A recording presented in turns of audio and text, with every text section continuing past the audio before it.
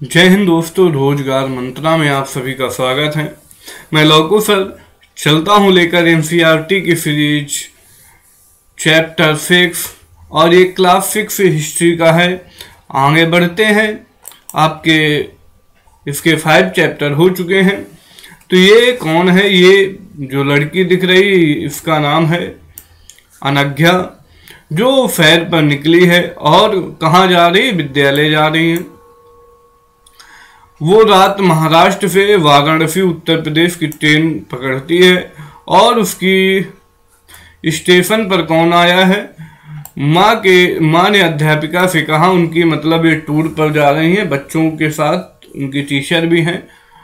तो उन्होंने कहा कि बुद्ध के बारे में बताने के साथ साथ उन्हें सारनाथ भी दिखा देना। तो सारनाथ कहाँ है? वाराणसी के पास है, तो वहाँ दिखा देना। अब ये महात्मा बुद्ध के बारे में यहाँ पर हम पढ़ेंगे।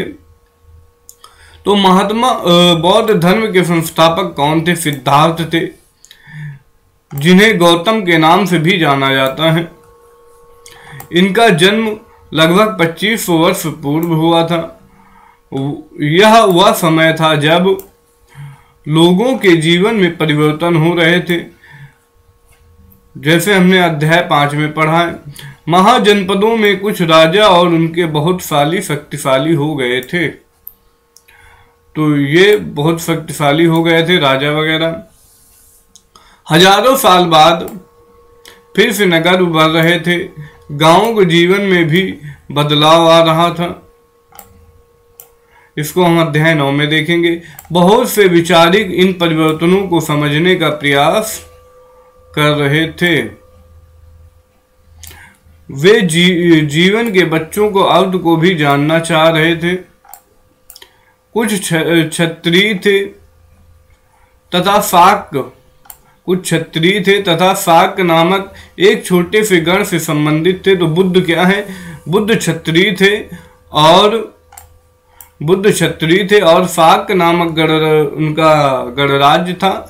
उससे उनके पिताजी वहां के राजा थे। युवा अवस्था में ही ज्ञान की खोज पर उन्होंने सुखों को छोड़ दिया और युवावस्था पर जब हुए थे तो उन्होंने गृह त्याग दिया था।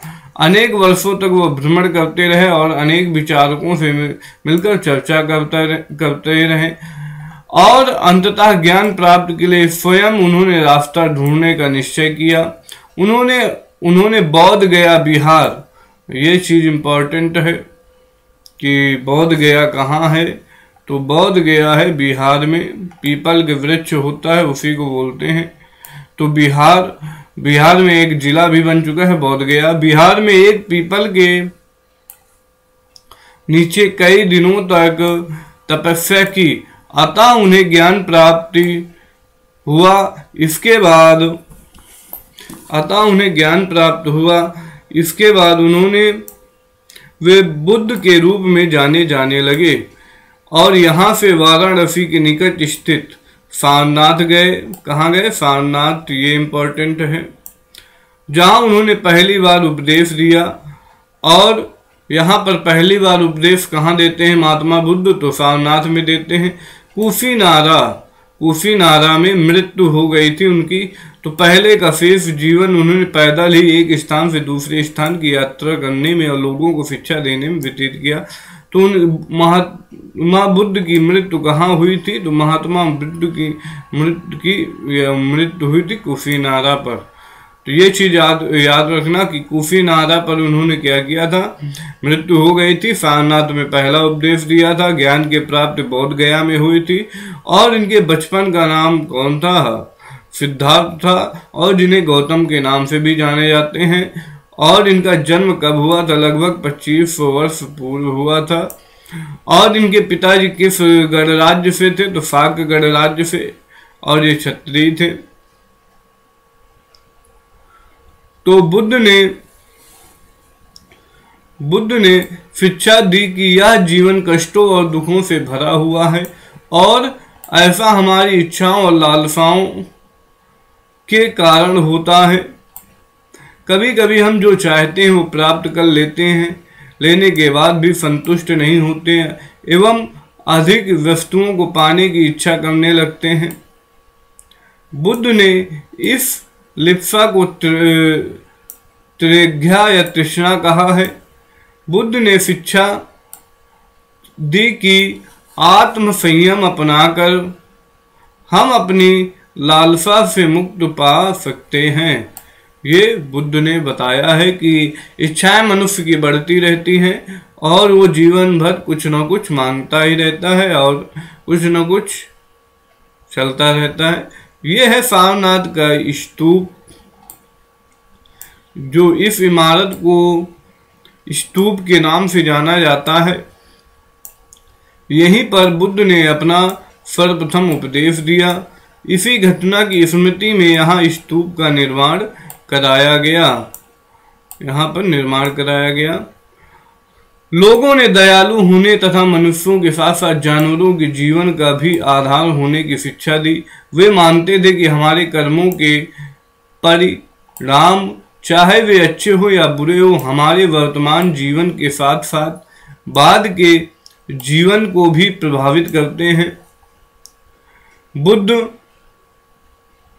बुद्ध ने अपनी शिक्षा सामान्य लोगों की प्राकृत भाषा में दी। तो किस भाषा में दी? वो बुद्ध की भाषा, बुद्ध धर्म की भाषा क्या है? प्राकृत है, ये याद रखना है। उन्होंने इससे सामान्य लोगों को भी उपदेश को समझ सके, मतलब जो सामान्य लोग थे भी उन्होंने और उपदेशों को समझ सके। और यहाँ पर है वेदों की रचना के लिए किस भाषा का, ये चैप्टर 1 में था। सभी लोग कमेंट करेंगे इस क्वेश्चन का आंसर कि वेदों की रचना के लिए किस भाषा का उपयोग हुआ था। सब लोग कमेंट जरूर करेंगे। ये चैप्टर 1 में हम बता चुके हैं। ये है जो स्तूप वगैरह है सारनाथ का, ये इस तरह बना हुआ है। तो आगे चलते हैं। बुद्ध ने कहा कि लोग किसी शिक्षा को केवल इसलिए नहीं स्वीकार कर रहे कि यह उनका उपदेश है, बल्कि वे उसे अपने विवेक में मापते हैं। और आगे चलते हैं। अब आते हैं किस्सा गोमती की कहानी। गोमती कौन थी? उनकी मौसी थी और उन्हीं के बारे में जो उनके लालन पालन करती हैं। तो यह बुद्ध के विषय में एक प्रसिद्ध कहानी है कि उस समय की बात है। किस्सा गोमती नामक एक स्त्री का पुत्र मर गया। वह इस बात से इतनी दुखी हुई कि वह बच्चे को गोद लेने के लिए नगर के सड़कों पर घूम घूम कर लोगों से प्रार्थना करने लगी कि कोई उसके पुत्र को जीवित कर दे। एक भला व्यक्ति उसे बुद्ध के पास ले गया। अच्छा, गोमती उनकी मौसी थी, लेकिन किस्सा गोमती की ये अलग कहानी है। बुद्ध ने कहा, मुझे एक मुट्ठी सरसों के बीज लाकर दो, मैं तुम्हारे पुत्र को जीवित कर दूंगा। किस्सा गोमती बहुत प्रसन्न हुई, पर जैसे ही वह बीज लाने के लिए लगी तभी बुद्ध ने रोका और कहा, ये बीज ऐसे घर से मांग कर लाओ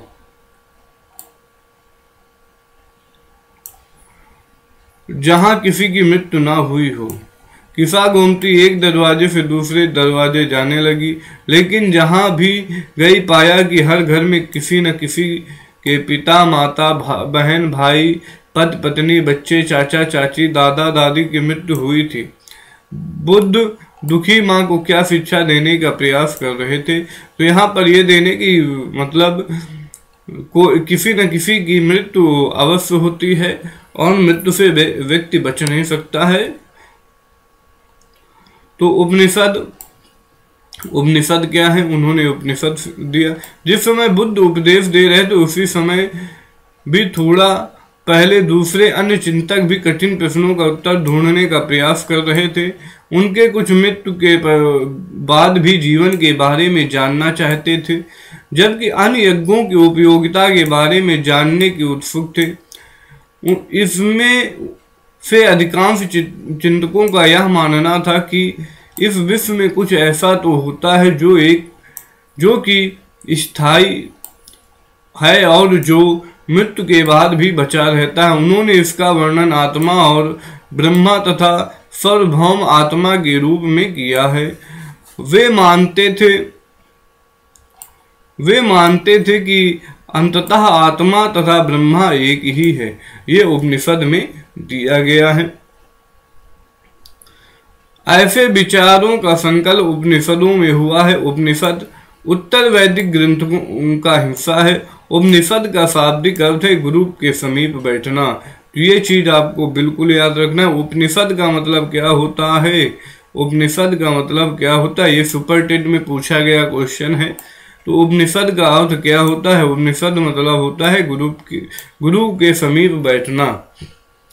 तो इस ग्रंथों में अध्यापकों तथा विद्यार्थियों के बीच बातचीत का संकलन किया गया है।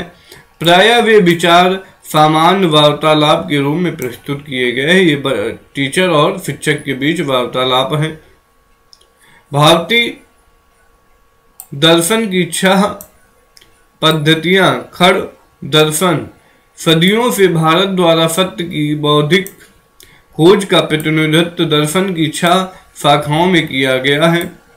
कौन कौन सी शाखाएं हैं? वैश्विक शाखाएं हैं, न्याय शाखा है, न्याय सांख्य है, योग है, पूर्व मीमांसा है और वेदांत।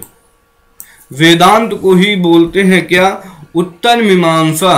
वेदांत को क्या? उत्तर मीमांसा के भी नाम से जाना जाता है।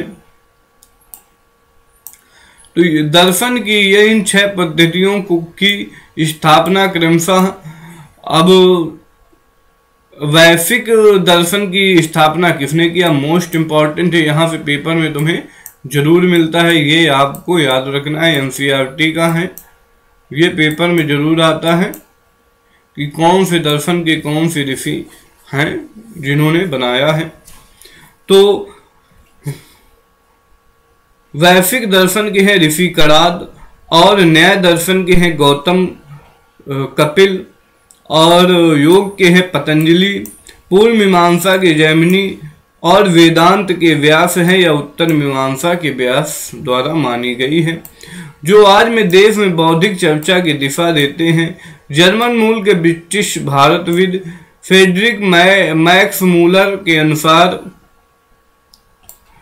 दर्शन की उन 6 शाखाओं का विकास कई पीढ़ियों के दौरान व्यक्तिगत विचारों के योगदान से हुआ है। यद्यपि ये एक दूर से भिन्न दिखते हैं तथा सत्य की इनकी समझ में आधारभूत तालमेल दिखाता है। तो ये मतलब फ्रैंक मैक्स मूलर ने ये दर्शन शास्त्र के लिए कहा गया है। आगे चलते हैं। बुद्धिमान भिखारी की कहानी है।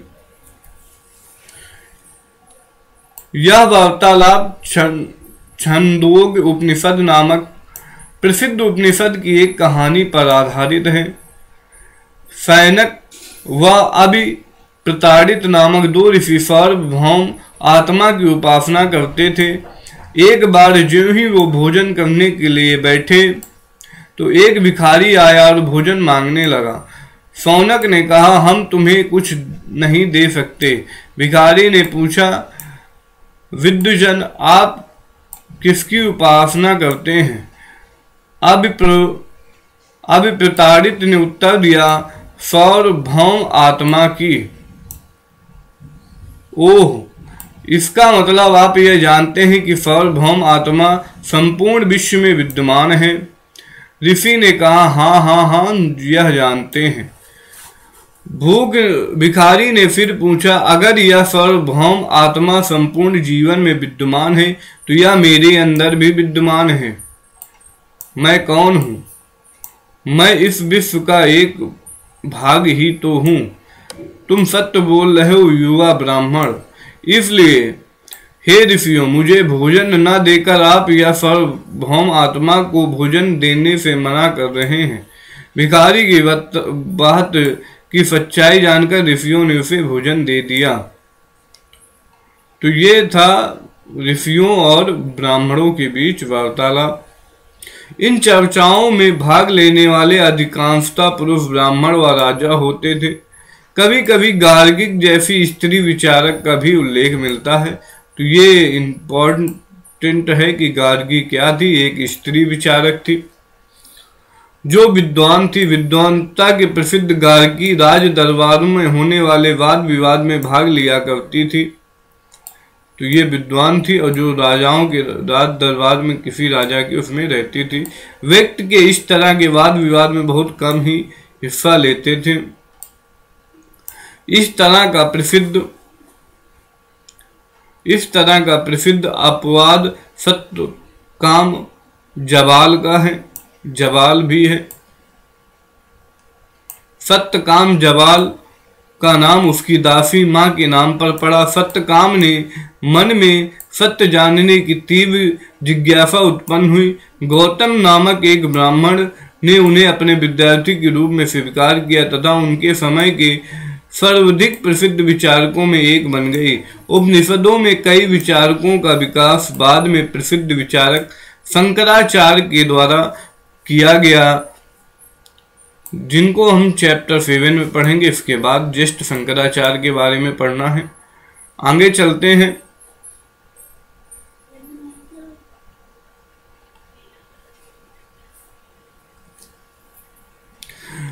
व्याकरणविद पाणिनि इस युग में कुछ अन्य विद्वान भी खोज रहे थे।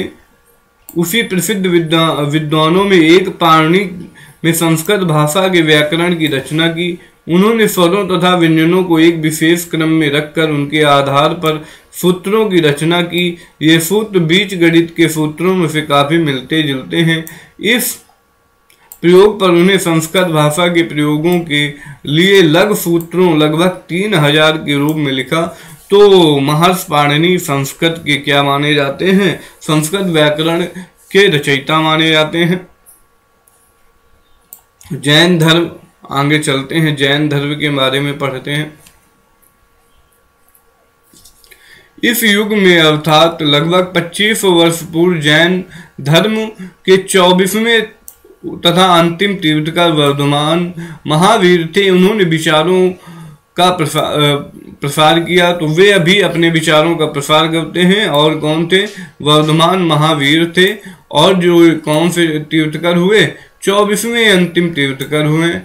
ठीक है, आगे चलते हैं। वे वज्र संघ के लक्षवी कुल के एक क्षत्रिय राजकुमार थे। तो जैसे महात्मा बुद्ध किस गणराज्य के थे? तो गणराज्य के, शाक गणराज्य के राजा थे। और ये थे वज्र संघ के लक्षवी कुल के एक क्षत्रिय राजकुमार। तो वज्र संघ था जहां गणतंत्र की व्यवस्था हुआ करती थी। ये आप पीछे पढ़ चुके हैं। वज्र 16 महाजनपदों में वज्र एक ऐसा संघ था जहां पर क्या था? गणतंत्र की व्यवस्था थी। और उसमें भी लक्षवी कुल था जिनके राजकुमार क्या थे? क्षत्रिय राजकुमार थे। इस संघ के विषय में हम पीछे पढ़ चुके हैं। बिल्कुल जी। 30 वर्ष की आयु में उन्होंने घर छोड़ दिया था। महावीर स्वामी ने 30 वर्ष की आयु में घर छोड़ दिया और जंगल में रहने लगे। 12 वर्ष तक उन्होंने कठिन व एकांत जीवन व्यतीत किया। 12 वर्षों तक उन्होंने क्या किया? एकांत जीवन व्यतीत किया।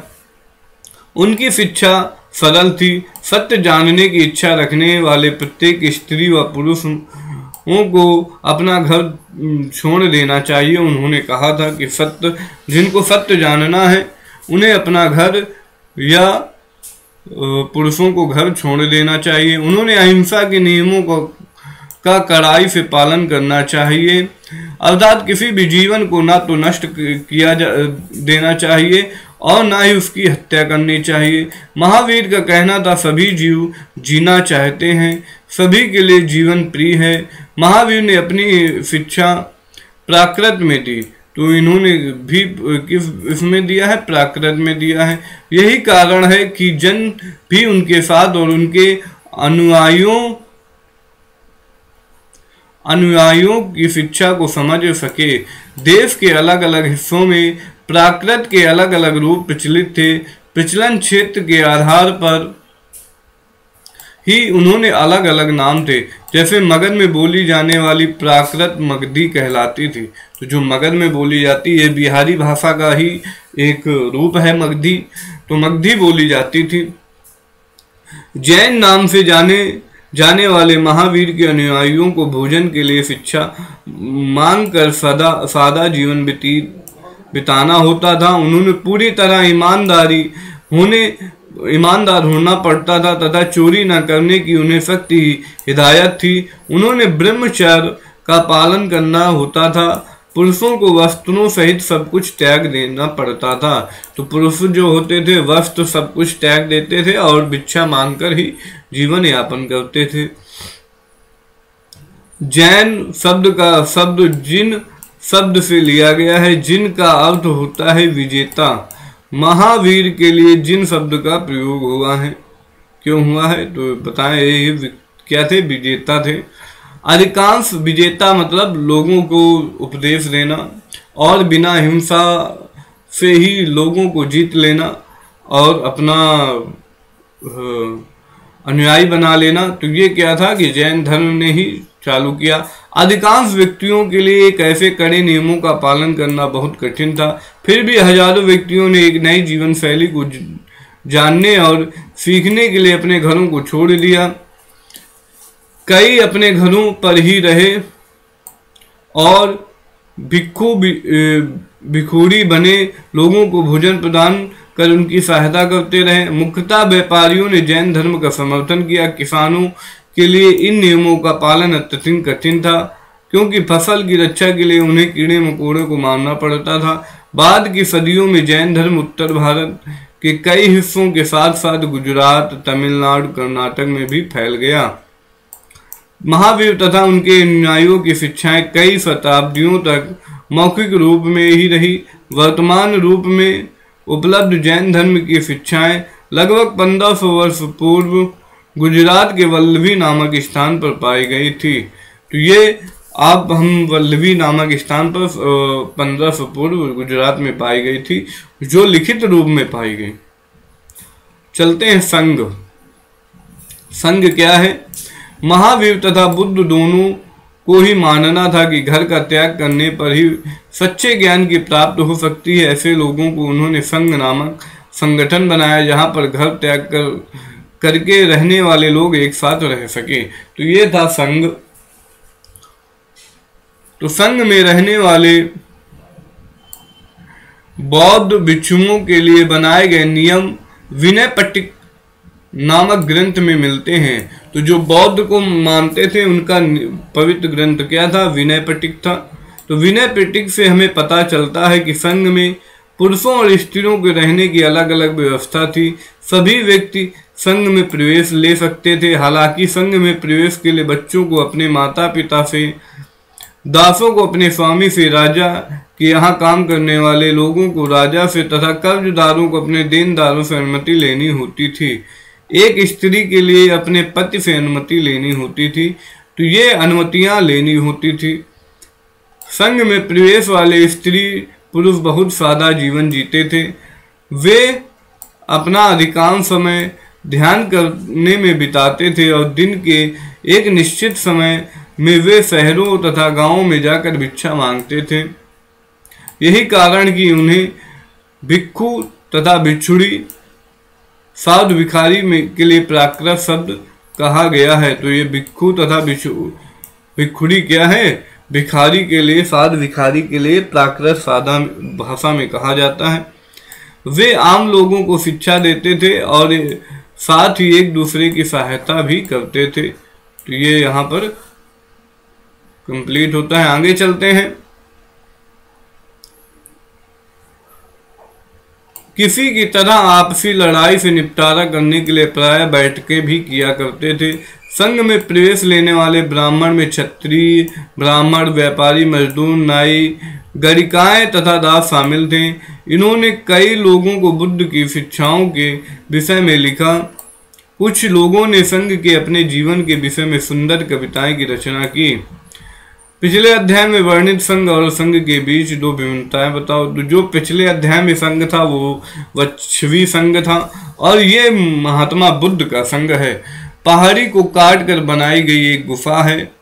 और ये कहाँ है? यह कावले, वर्तमान में महाराष्ट्र में स्थित एक गुफा है जहाँ भिक्षु और भिक्षुणी इन शरण में स्थानों में रहकर ध्यान किया करते थे। तो ये एक गुफा है, इस टाइप की पहाड़ियों को काट कर बनाई जाती थी।